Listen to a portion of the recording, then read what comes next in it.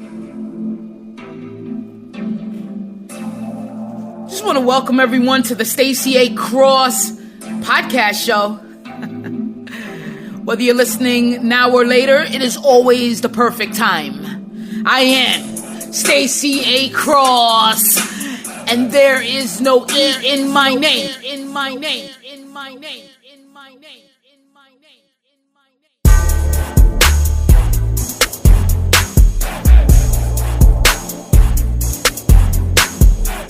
Are you a comfort killer?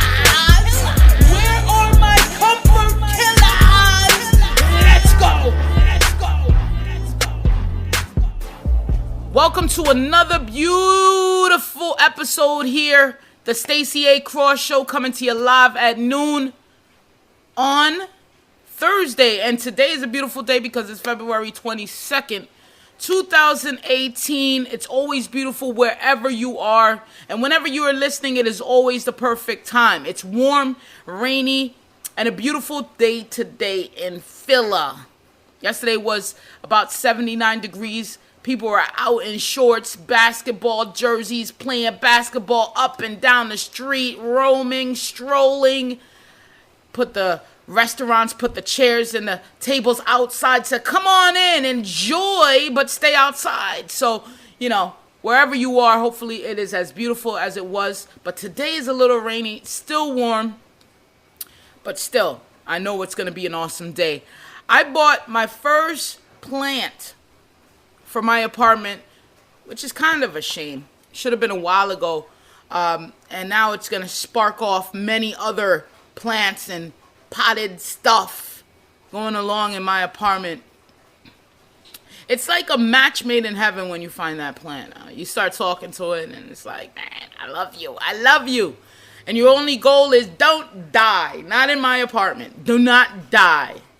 I got the bamboo plant and it's bringing clean oxygen to my apartment. It looks gorgeous. Someone told me about the bamboo plant. It's lovely. So not sure if you're a plant person, but I might just be. I never thought I had it. Don't die. Yesterday I had a jam-packed day. Before I get into my jam-packed day yesterday, know that everything that I'm going to say today is about my newest book, my latest published book. It's self-published. And then I'm going to be translating it in many different languages because I think it's so beautiful and the world needs it. If you're attracted to me and you're listening to this now, then you're going to be attracted to it. It's going to be able to give you whatever vitamins and nutrients you need in your life to move forward. Best believe it.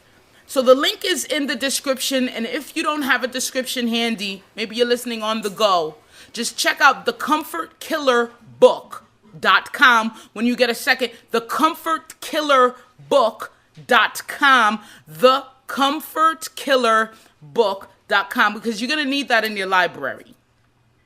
And what I say is that today's experience is going to be just about that book, because what I've experienced with the young ones, and as you know, this title of this episode is called What My 13-Year-Old Niece Taught Me About Public Speaking. It has everything to do with your natural gifts and talents and how to strengthen those. So that's what the book will do for you, how to strengthen those natural gifts from God, the talents from God that you've probably been suppressing because you thought that you needed passion or you needed to find something. You can't find it. So the book is titled How to Change Your Life Using Tools You Already Have. Now, the how to change your life part is recognizing that, okay, I've been doing this for so long. I'm trying, and I don't like where I am. Okay, I'm kind of sick and tired of where I am. So how to use the tools you already have unlocks what's already inside of you, because I believe 100% that you already have everything inside of you to navigate, to experience, to level up, to grow in this life, to get everything that you desire, to get everything that you need at the time that you need it. You ever realized when you thought you needed something so bad? And I experienced this as a teenager, all the way in my 20s, even in my early 30s, where I thought I needed something so bad. And then it turned out you wait a week, you wait 2 weeks, and you realize, shit, I could live without it. But then when you really, really in dire need of something, boom, here comes this idea.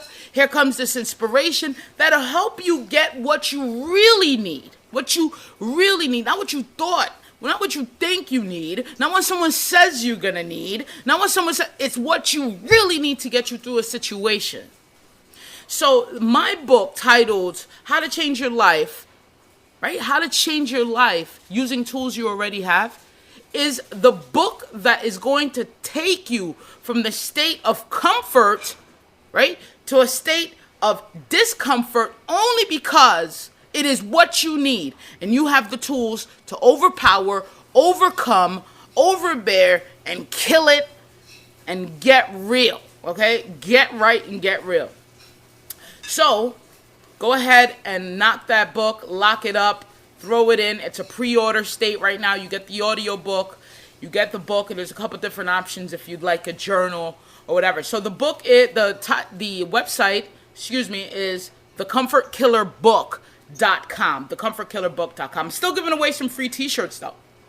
If you want a free t-shirt, go ahead. It's on my Instagram. I got some posts on there, so definitely check out my Instagram. Lead me there at Stacy A Cross, at Stacy A Cross on Twitter as well. You know, Stacy A Cross really across all the social light sites, the networking sites.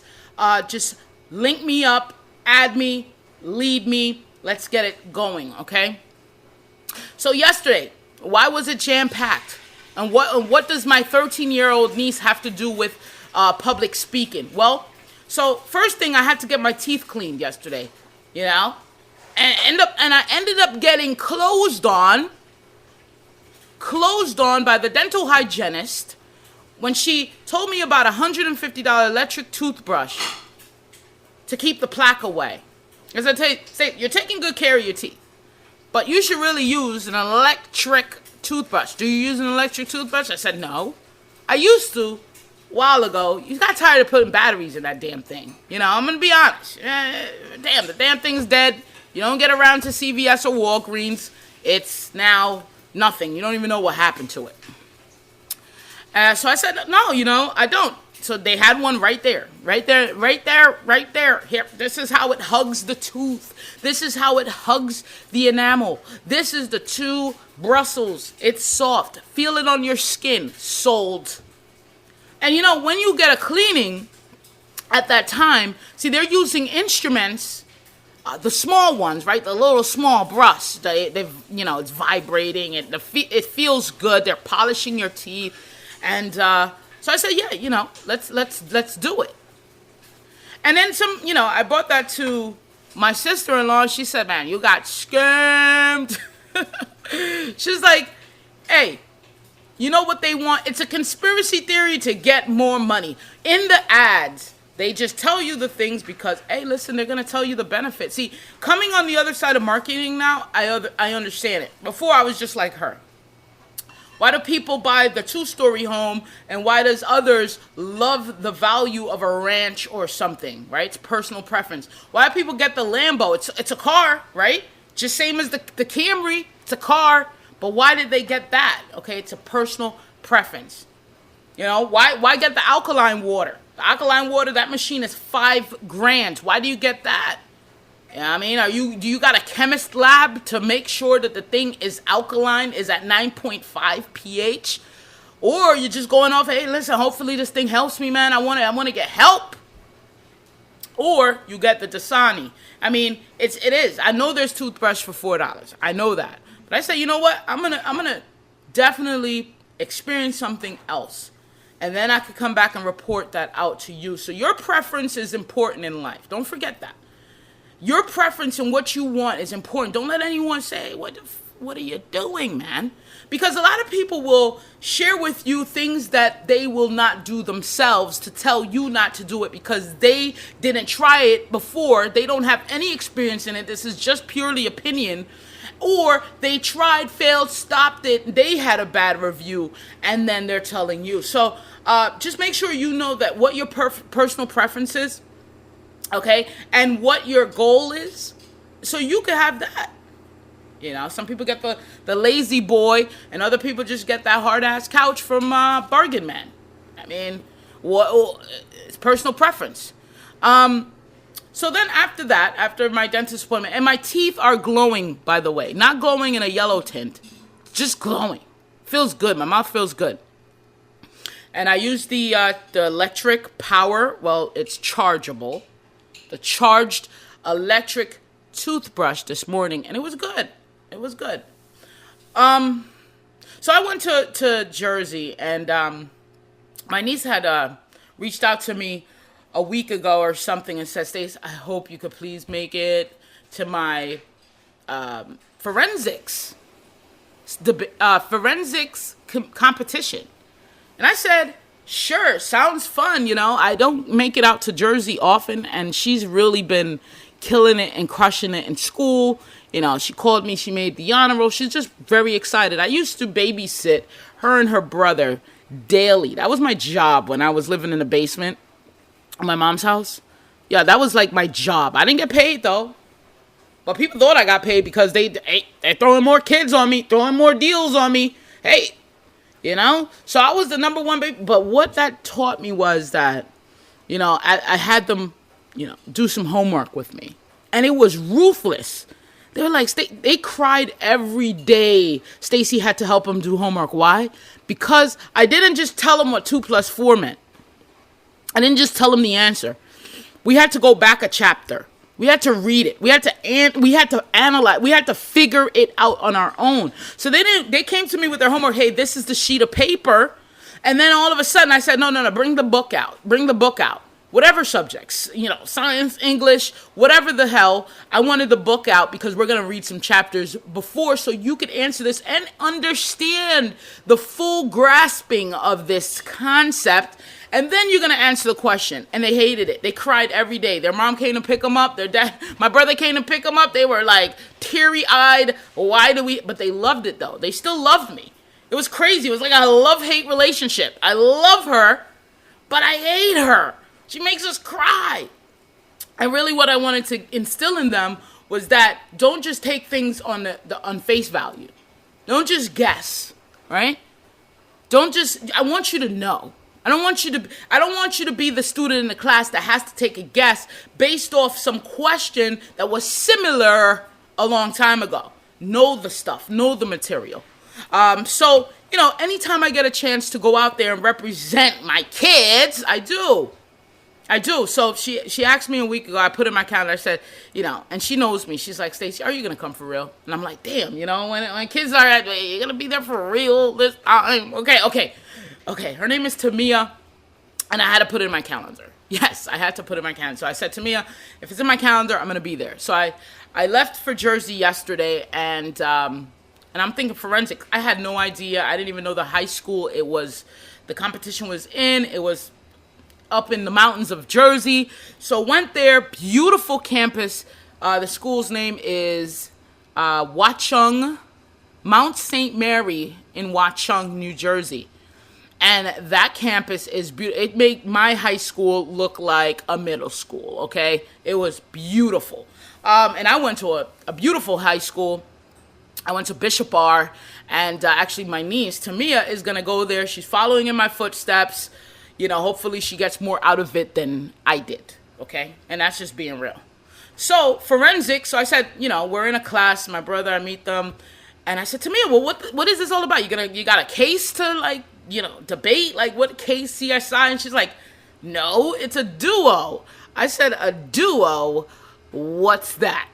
So, they tried to explain it to me, you know, for the limited amount of time that I was there, and before they started, and they said, well, it's like a script, and two people act sort of like speak it out, and so it's like they're a play. And I was like, well, what the hell is this? Why is it called forensic? So I looked up the word forensic, and of course it's an argumentative exercise. Argumentative exercise, a noun. Forensics is the art or study of argumentative discourse. Okay, and when we think of forensic, we think of what? CSI, right? CSI Miami was my favorite.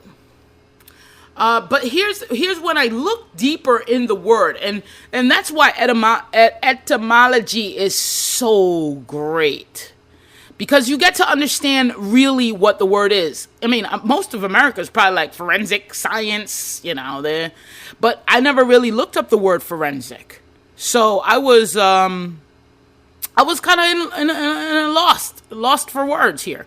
But let me give you the definition from Merriam-Webster, and it says, did you know the noun forensic, meaning an argumentative exercise, derives from the adjective forensic, whose earliest meaning in English is belonging to, used in, or suitable to courts or to public discussion and debate.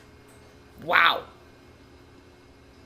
So, of the marketplace or form, public, which in turn come from the Latin word forum, meaning marketplace forum, to speak. So this is a speech and discussion thing. So there's about 3 categories. There's declaration, where you're reciting someone's speech. That's a single person. She didn't do that.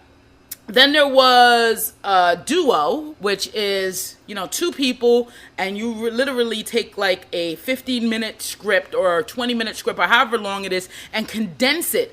At her level in middle school, she condensed it down to 7 minutes. 7 minutes was their absolute max.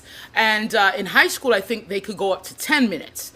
So I'm learning. I'm like, okay, this is amazing. Now I know my niece, okay? I know she's goofy, she's fun, she's laughing all the time, but she's very smart and she loves to learn.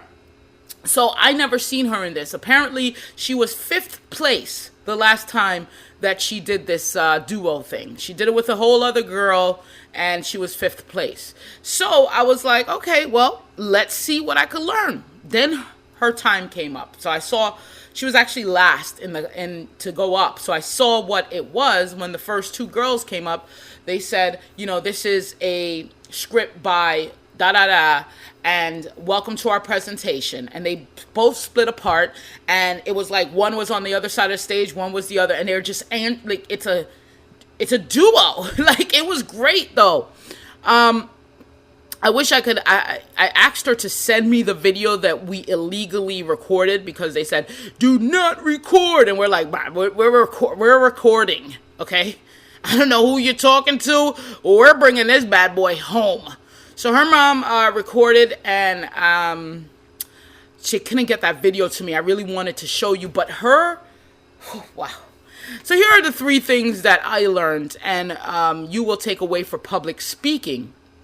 And that's exactly what it is. It's teaching these kids how to, first of all, get up in front of someone and, 1, be themselves, 2, rememberize and be able to bounce off of each other in that duo portion, and be powerful in that. And I thought that was amazing, because of, what I do. I recognize the beauty in that. We all know Emma Gonzalez for what she's done for Parkland High School. When she stood up and she had a speech, and it was a dashing speech. It was powerful. It was emotional. She was raw, right?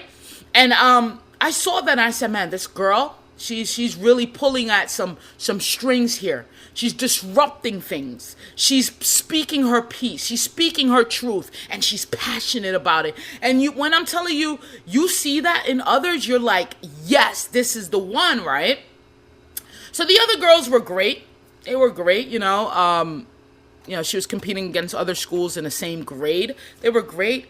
One girl really caught my attention. She had her whole energy into it, So then it was time for my niece to come up, and with her partner, Sophia Gonzalez. Sophia, I don't think it's Gonzalez. I just remember that from Emma. I apologize. But Sophia. And so they went on, and it was a thing called Admissions. It was a script called Admissions. And it was dashing. So my niece went in 100% raw. But I was sitting at the table with her, and she was like, I'm nervous. She kept saying, she's like, and then once you're watching other people perform, and then you go, you're like, I wonder, So you're in a competition mode, but then you're just like, I'm seeing what they're bringing to the table, and you're lining that up or comparing that up with yours. All I have to say, here's the 3 things I learned. 1, feel fear, keep going anyway. Feel the fear, keep going anyway. 2 13-year-old girls. 2, congratulate others. 3, be yourself. And this is all with public speaking. This is all public speaking now. There's someone that goes to Toastmasters. Matter of fact, I went to a few Toastmasters classes. And, after the first few Toastmasters classes, I said, I'm not going again. And people will be like, well, why not? Why aren't you going again? Because you know what? I know that, I love the system about it. I love knowing when to look up. I know, how many I'm saying and all of this. But here's the deal. I'm a raw individual, okay? You can't contain me with a system. You cannot contain me in this box. This is how you public speak. This is how you do. No. See, I went up there the first day and I did something. I did this introduction, this hello, I am. And people were like, whoa, And it's because of the confidence that I exuded. Now, I was still scared, right? People I don't know, everyone gets scared, right? So that's why I kind of look at that and see these kids, and I'm like, I'm so happy that they chose public speaking, this forensics, this duo, to engage in a club and compete with, because it's giving them so many lessons. Some as early as 5th grade, 6th grade, 7th. These guys are getting it early, and I love that. My high school didn't have it. So unfortunately, now she's going to a high school that doesn't have it, but the high school said we have theater and drama. Well, I was in a drama club in high school, so we'll see how that goes. Maybe she was going to convert over to full-fledged plays, leading role, but she was amazing. Both of them, stellar. Her whole energy, body, movements, her enunciation, pronunciation, the words were clear. Her movements went with the language. It was 100% awesome. I couldn't believe it. I think I cried. I told her, I just dropped a few tears here in this high school classroom, sitting at this table in art class. I just dropped a few tears for you here. Why? Because I see so much of me in her, and I see where she's going with this, and she's so damn good. And I had to just hug her, like, wow, she just had 2 performances, round 1, round 2, the same admissions, right? The same script. And what's so funny is that another kid, the other duo, they had the same one too. They actually declined the second time. They got better the second time. My niece and Sophia, they got better the second time. The other ones kind of declined. They were rocking the first one. In fact, I was like, whoa, here's a healthy competition. But by far, and I'm not saying this just because she's my niece, because the second thing is congratulating others. I watched as these young girls, the other group went, and hey, yours was good. You were good. Hey, I like that. They didn't stay, all huffy puffy like we're from this school, we're this, and we're the duo over here, and no, we're the best. No, they knew what they put out there. They knew their work.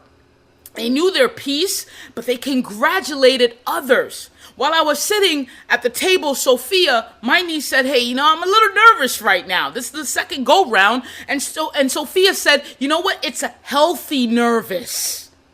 This is what she said. It's a healthy nervous. So that's that feel fear, and you keep going knowing that, ooh, you're going to get it, and you're going to power through this thing.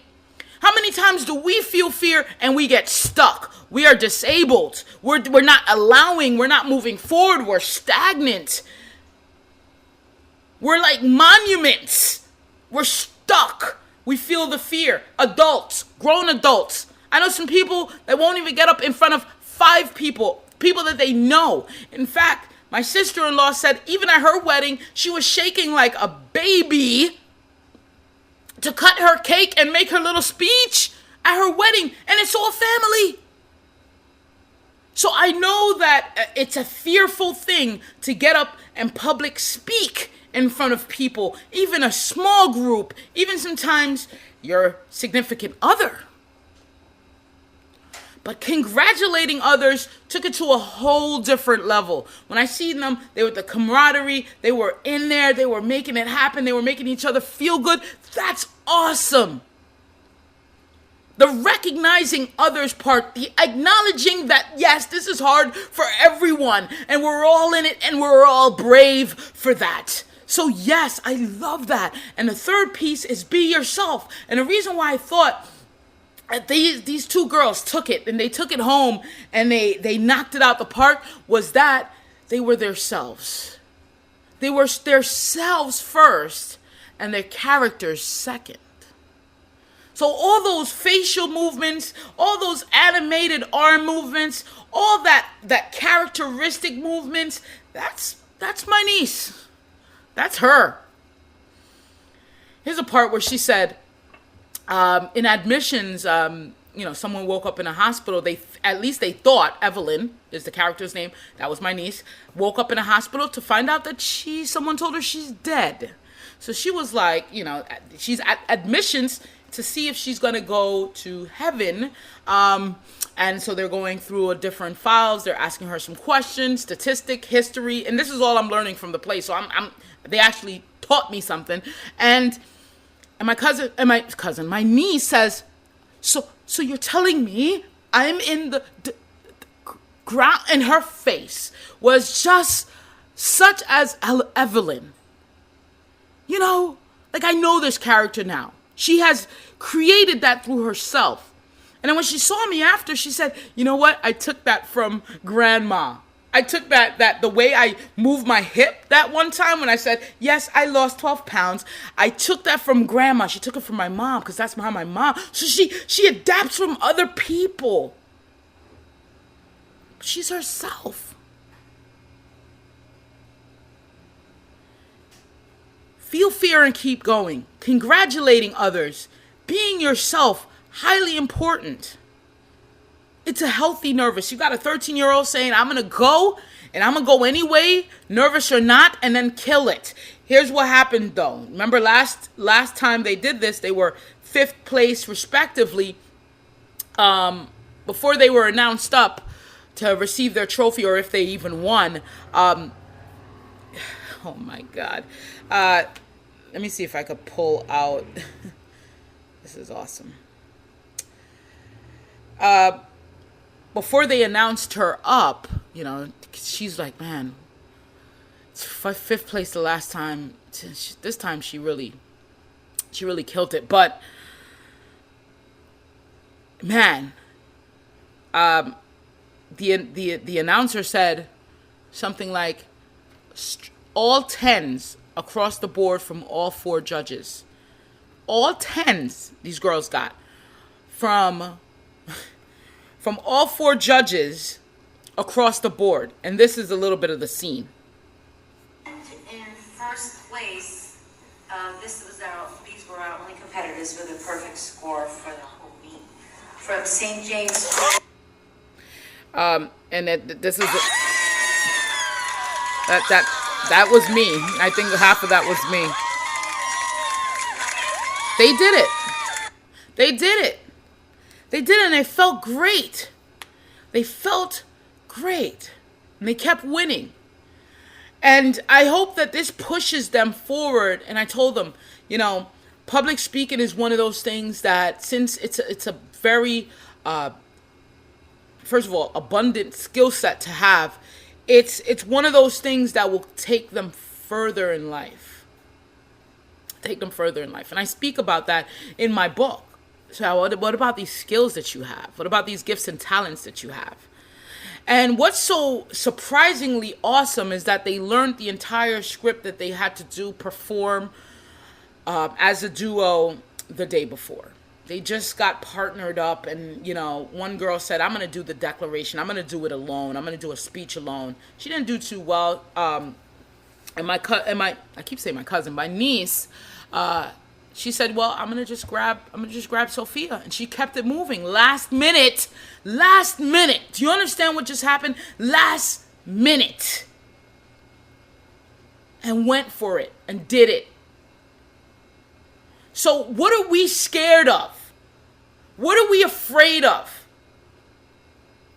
What's holding us back? What's stopping us from putting on our own jewel, from performing our own life's course, from doing exactly what we need to do? What is it, fear? Feel fear and keep going.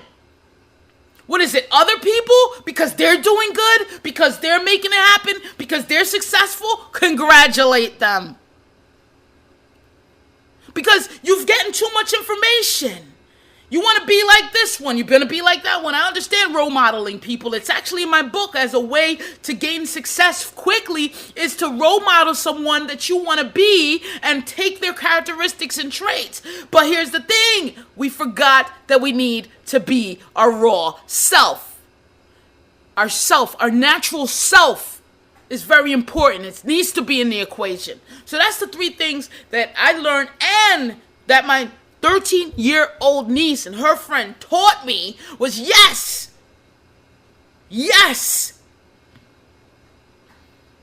Ladies and gentlemen, if you found value in today's episode, go ahead and share it out in your network. I appreciate it. Leave a review on iTunes, Stitcher, or whatever your favorite podcast playing device is. Go ahead and leave a review. Hit the star, hit the heart, whatever is there, okay? And subscribe. If you don't know where to get me, just go on stacyacross.com. Again, my book could be found at thecomfortkillerbook.com. And I love your information. I love what you tell me. I know how you're doing. I love you keeping me progress and all of that. So email hello@thecomfortkillers.com for any questions, suggestions, comments, whatever you want to send our way. Go ahead and do that. And remember, if you have kids, just kind of nudge them in a direction to get involved where they are themselves. Get involved. Ladies and gentlemen, thank you so much for listening today. I am Stacy A. Cross, and there is no E in my name. Until next time.